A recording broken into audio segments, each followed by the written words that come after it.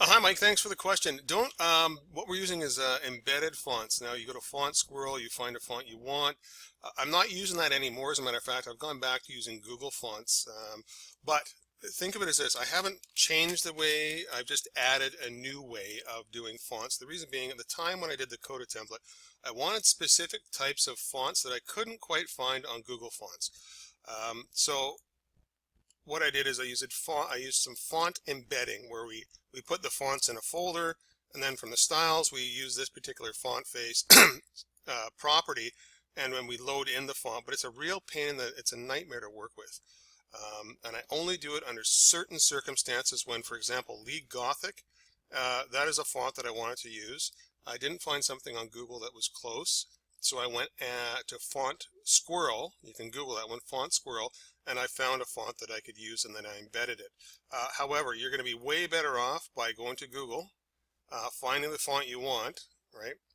For example, we'll use Lato right here.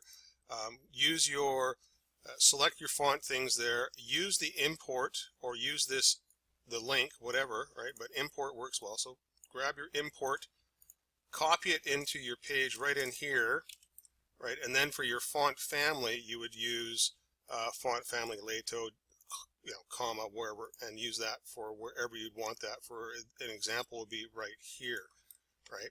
Oops, I copy that, right? Yeah, so you do not need to go and do a what's called the font face embed. That's only under, I would call that under extreme circumstances. I only use that when I find a font that I cannot get from Google, but it's a very specific font that I'm looking for based on the design and the style. However, if you find the font on Google that you want, use that. Just boom, copy the import, do the import link right here, pop it into your style sheet, and then you can just simply use the font family with the name of the font and go ahead and make your modifications that way as you normally would.